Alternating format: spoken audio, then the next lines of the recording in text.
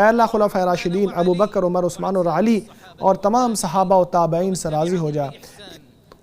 قیامت تک ان کی پیروی کرنے والوں سے بھی راضی ہو جا، اپنا خاص فضل و کرم، رحمت اور احسان فرما کر ہم سب سے بھی راضی ہو جا، اے سب سے بڑھ کر رحم کرنے والے۔ اے اللہ اسلام اور مسلمانوں کو عزت عطا فرما، اے اللہ اسلام اور مسلمانوں کو عزت عطا فرما، اے اللہ اسلام اور مسلمانوں کو عزت عطا فرما، اس ملک کو امن و سلامتی اور سکون اور چین والا بنا، تمام مسلمان ممالک کو بھی ایسا بنا۔ اے اللہ ہمارے حکمرانوں کی اصلاح کر دے، اے اللہ حق کے ساتھ ہمارے حکمران کی تائید فرما، اے اللہ ہمارے حکمران خادم حرمین کو ان کاموں کی توفیق عطا فرما جو تجھے راضی کرتے ہیں، اے اللہ اسے اور اس کے ولی عہد کو ان کاموں کی توفیق عطا فرما جن میں اسلام کی فلاح و بہبود اور مسلمانوں کا بھلا ہے، جن میں ملک اور قوم کی فلاح و بہبود ہے۔ اے اللہ انہیں نیکیاں کرنے پر بہت بڑا اجر عطا فرما کہ وہ حرمین شریفین اور حرمین شریفین میں آنے والوں کی خدمت کر رہے ہیں، مسلمانوں کی خدمت پر ان کو جزائے خیر عطا فرما۔ اے اللہ حجاج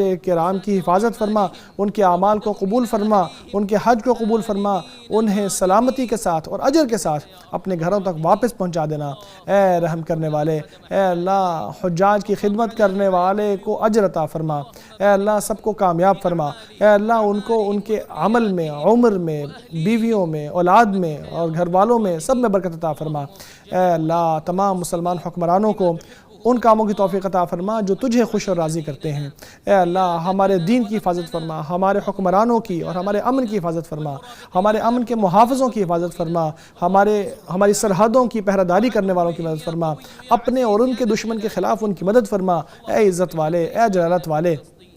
اے اللہ فلسطین میں ہمارے بھائیوں کی پریشانی دور کر دے، تو ان کا مددگار بن جا، تو ان کا نگہبان بن جا، تو ان کی نصرت کرنے والا بن جا۔ اے اللہ مسجد اقصیٰ کو ظلم کرنے والوں کے ظلم سے محفوظ کر لے، اے اللہ زیادتی کرنے والوں کے زیادتی سے محفوظ کر لے، اسے قیامت تک عزت والا اور بلندی والا بنا دے۔ مسلمان مردوں اور مسلم عورتوں کو معاف کر دے، مومن مردوں اور مومنہ عورتوں کو معاف کر دے، چاہے وہ زندہ ہوں یا فوت شدہ۔